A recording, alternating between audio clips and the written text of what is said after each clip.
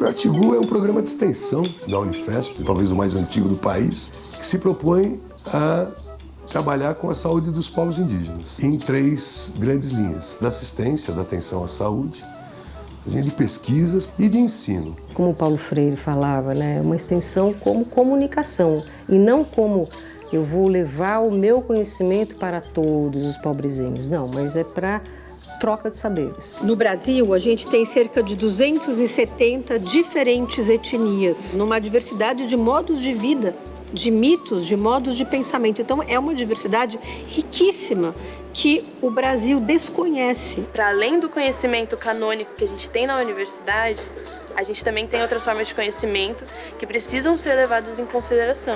Eu queria colocar meu conhecimento, o conhecimento do povo indígena que tem suas culturais assim tradicionais, para aluno ouvir, né, como que nós descobrimos a doença que não indígena não conhece, que tem a ver pelo nosso conhecimento.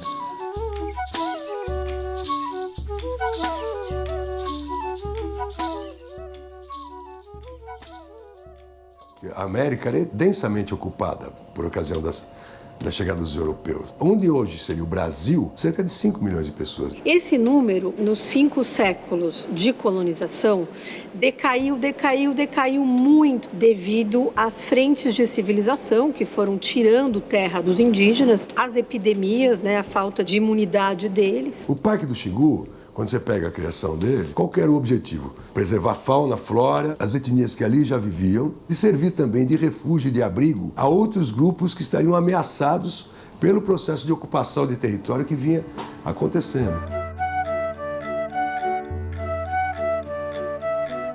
O Orlando chegar lá no final dos anos 40, ele conseguiu um movimento grande com pessoas importantes, à época, o Darcy Ribeiro, apoio internacional para a criação do Parque do Xingu, que foi criado em 1961. E aí foi uma coincidência, o encontro entre o Orlando e o Baruzzi. O Baruzzi era um médico professor aqui da escola, um sujeito que gostava de aventura. Ele se encaixava em umas caravanas médicas que iam para o centro-oeste e iam atender ribeirinhos, levados por aviões da FAB. E faziam um pouso no Parque do Xingu. Conta o Baruzzi que num desses pousos, o Orlando chega no avião e fala: tem algum médico aí? Estava com ele doente.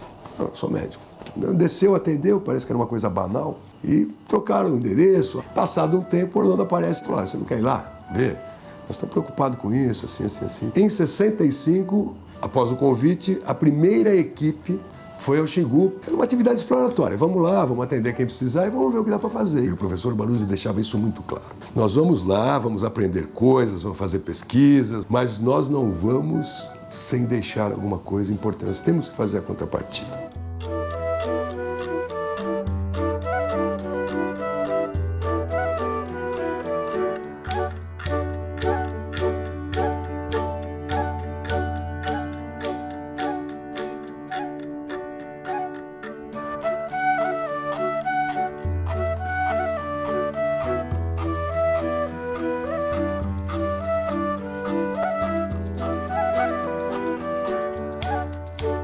Tem esse espaço que a gente chama de grupo dos alunos e o que garante a continuidade do projeto Xingu é exatamente esse grupo que se reúne para discutir temas relacionados à questão indígena. Desse grupo partem mobilizações e partem planos também de ir a campo, fazer parte das equipes que vão para o Xingu na saúde da mulher, na imunização, nessa pesquisação sobre as doenças crônicas não transmissíveis, que são doenças novas vindas desse contato mais acirrado e das mudanças no modo de viver. Então, os alunos podem vivenciar isso em campo.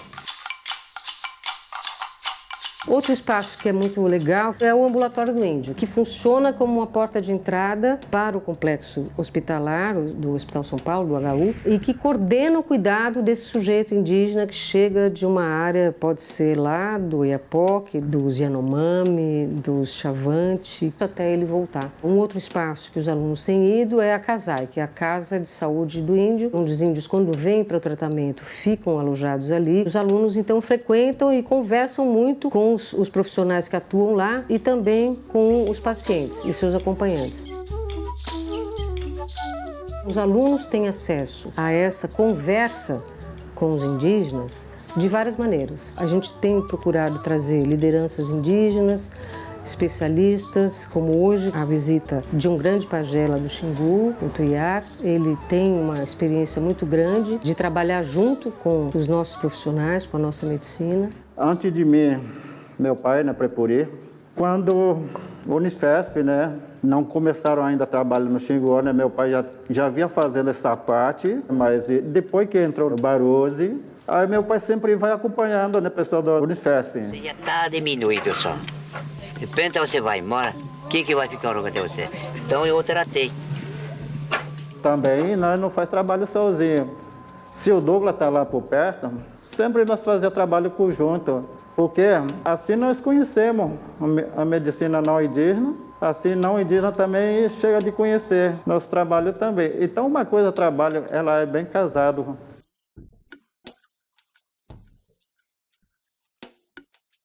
Antes de entrar na faculdade, eu fui numa exposição sobre o Parque Indígena do Xingu.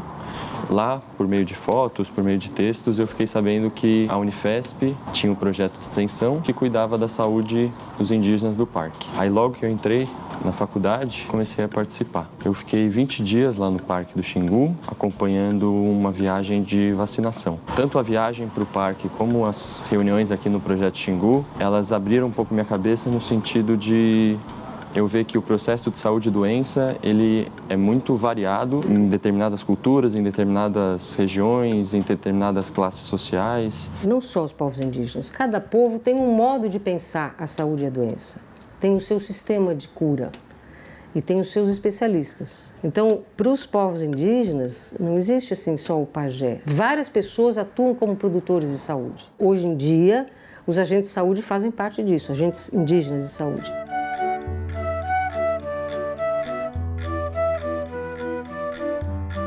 Os médicos fazem parte desse processo, mas também os pajés, também as parteiras, os benzedores, os rezadores, todos fazem parte de um caminho que a pessoa procura, a família procura, em busca da cura. São diferentes dimensões da doença, Você tem quando a pessoa sente a doença, você tem aquilo que a gente, na nossa medicina, percebe, identifica nos exames. E você tem uma outra dimensão que é uma dimensão social, quer dizer, quando o grupo percebe que há um problema. Para a cura, você tem que trabalhar em todas essas dimensões.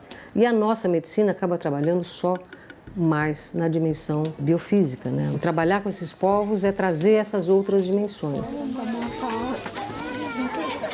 O projeto Xingu lida com uma parte muito importante que é a saúde indígena. A Cátedra Caapora, de alguma maneira, expande um pouco esse interesse por outras formas de conhecimento de outros grupos sociais que não são hegemônicos. A gente tenta abrir espaço também para conhecer o pensamento de grupos afro-brasileiros, de grupos indígenas, de mestres populares, de artistas periféricos sobre educação, sobre ambiente, sobre as artes, sobre agricultura. As cátedras costumam ter o nome de uma grande personalidade, que costuma ser de um homem famoso, e geralmente branco. E a Florenita dizia, não, a gente precisa de uma anticátedra para todos aqueles que normalmente estão excluídos das universidades, mas que também têm muito a dizer. A proposta da cátedra é justamente essa simetrização dos conhecimentos, propor esse diálogo entre os saberes ditos tradicionais e os saberes ditos científicos. E não na tentativa de se colocar numa posição de quem dá voz das outras pessoas, como se eles precisassem da legitimidade que a gente está dando. Não, mas numa troca mesmo das pessoas, dentro das suas realidades, transmitirem o conhecimento deles aqui para dentro. A gente teve a oportunidade, por exemplo, a partir de uma demanda da população indígena por uma licenciatura diferenciada aqui no estado de São Paulo, que a gente não tem ainda, para a formação de professores indígenas que possam atuar nas aldeias, de participar, enquanto Unifesp, construindo uma licenciatura indígena. E nesse caso, a figura do sabedor tradicional seria justamente a figura do indígena.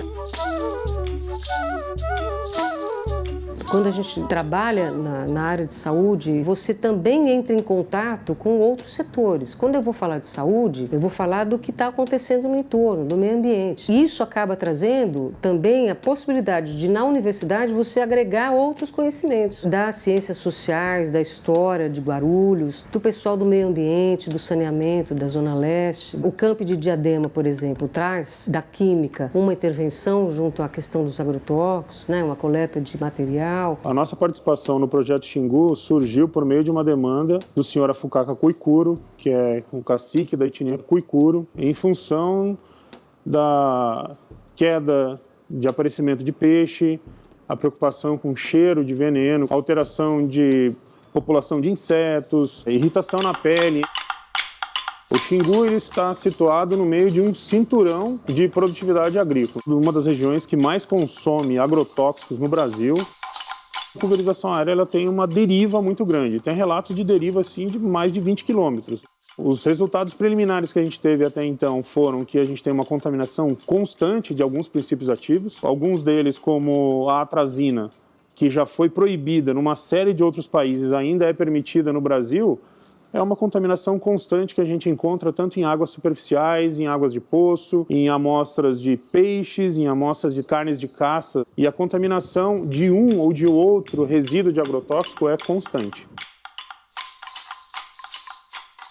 Na década de 70, durante a ditadura militar aqui no país, que houve uma nova ocupação da Amazônia, a construção das grandes estradas transamazônica, perimetral norte, né, Cuiabá, Santarém e assim por diante, vários grupos foram contratados, vários foram dizimados. E quando você vê a história dos indienistas, né, que participaram desses contatos, todos eles se colocam assim, se eu soubesse o que ia acontecer, eu não teria feito o contato. Mas o que é interessante, dos anos 1990 para os anos 2000, acontece um crescimento demográfico. Não é por acaso, o movimento indígena se fortalece, a Constituição garante os direitos e a partir daí cresce o número de pessoas que se consideram indígenas. Trabalhar com saúde é, antes de mais nada, promover a saúde, promover condições saudáveis de vida, promover ambientes saudáveis.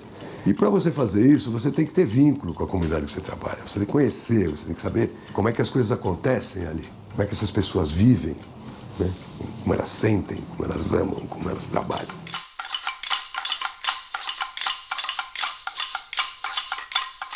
Um dos papéis de uma universidade pública e séria é ajudar a pensar sobre o país. Nesse sentido, a reflexão sobre as diversas identidades culturais que compõem a nação brasileira é muito importante. E ela só pode ser feita nesse encontro de diferentes visões e de diferentes origens, de diferentes línguas, diferentes etnias. O Lévi-Strauss escreveu um texto em que ele diz o seguinte: a evolução da humanidade depende do número de culturas que compõem o mosaico humano. Quer dizer, essas são palavras minhas, não são as palavras exatas dele, mas a ideia que ele queria passar é que quanto mais pecinhas nesse mosaico que compõe a humanidade, mais sábia ela vai ser, mais chance de ela continuar existindo. Quanto mais pobre for o mosaico, de uma cor só, com um formato só de peça, menos chance de ela inventar